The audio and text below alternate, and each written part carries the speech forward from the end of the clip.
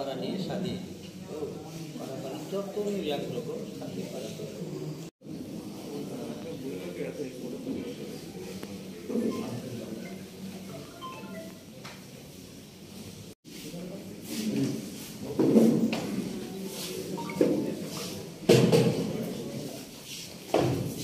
কেন্দ্রীয় নেতৃত্বর নির্দেশ অনুসারে যে আপাতত আমাদের যে 5টি কার্যক্রম উল্লেখযোগ্য সেগুলি আমি বলছি। আমাদের রয়েছে পার্টি জয়েনিং, এটা আমাদের একটা কার্যক্রমের মধ্যে রয়েছে। আমাদের রয়েছে ওমেন এসএসজিএন এনজিও সম্পর্ক অভিযান, তার জন্য দায়িত্ব দেওয়া হয়েছে, নির্দিষ্ট ইনচার্জ করে দেওয়া হয়েছে। রয়েছে ওয়াল রাইটিং অ্যান্ড হোর্ডিং, এই কাজগুলো আমাদের চলছে। আজকে আমি সকালবেলা ওয়াল রাইটিং করে এসেছি এবং আমাদের রাজ্য সভাপতি থেকে শুরু করে সমস্ত নেতৃত্বগণ সেই ওয়াল রাইটিং কাজে হাত লাগিয়েছেন। গাঁও চলো অভিযান, one worker for every village, আমাদের একটা অভিযান রয়েছে যেটা গাঁও চলো, একজন কার্যকর্তা একটা ভিলেজে যাবে, একটা গ্রামে যাবে, সেখানে সারাদিন কার্যক্রম রাখা হবে।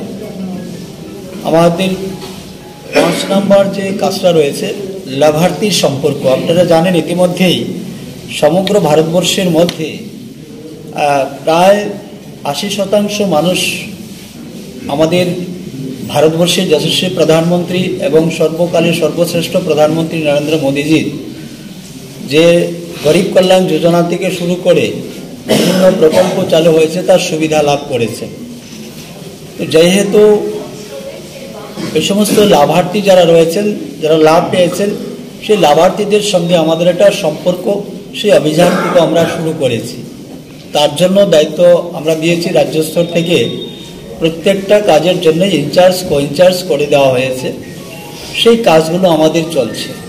পাশাপাশি আমাদের আপনারা জানেন যে এই সমাজের 18টি শ্রেণী যারা আর্থিকভাবে পিছিয়ে রয়েছে বা তাদেরকে আর্থিকভাবে সহযোগিতার মধ্য দিয়ে এই পরিবারগুলোকে স্বাবলম্বী করার জন্য মাননীয় প্রধানমন্ত্রীজি গত 2023 সালের সেপ্টেম্বর মাসের 17 তারিখে একটি প্রকল্প চালু করেছেন, বিশ্বকর্মা যোজনা।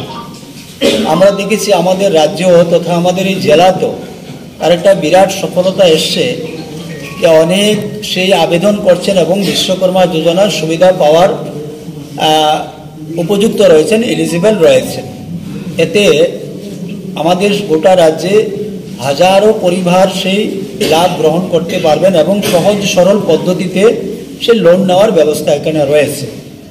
তো আমাদের বিশ্বাস মাননীয় প্রধানমন্ত্রীজির যে দূরদর্শী চিন্তাধারা, বিশ্বকর্মা যোজনার মধ্য দিয়ে 18টি শ্রেণীর মানুষ ভীষণভাবে উপকৃত হবেন।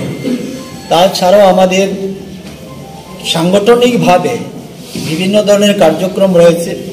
আপনারা জানেন ইতিমধ্যেই আমাদের কেন্দ্রীয় নেতৃত্ব তথা আমাদের রাজ্য সেই কাজ শুরু হয়েছে। ভারতীয় জনতা পার্টি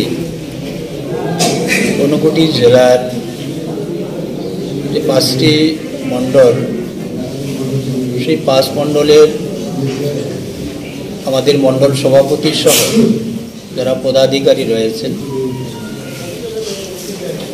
এবং জেলা স্তরের রাজ্য স্তরের নেতৃত্ব সবাইকে নিয়ে সাংগঠনিক বৈঠক আমরা কৈলাসহর আমাদের দলীয় কার্যালয়ে করতে চলেছি। এই সাংগঠনিক বৈঠকের মূল উদ্দেশ্য আমরা ইতিমধ্যেই আলোচনা শুরু হয়েছে। আমাদের কেন্দ্রীয় নেতৃত্ব দ্বারা কিছু কার্যক্রম আমাদের কাছে এসেছে ইতিমধ্যে। সেই কার্যক্রমগুলো নিয়ে ভারতীয় জনতা পার্টি ত্রিপুরা প্রদেশ এবং আমাদের জেলা স্তর, বুথ স্তর, মণ্ডল স্তর পর্যন্ত আমরা সেই কার্যক্রমগুলো বাস্তবায়নের জন্য ইতিমধ্যেই আমরা শুরু করেছি। তারই অঙ্গ হিসেবে আজকে আমাদের এই সাংগঠনিক বৈঠক।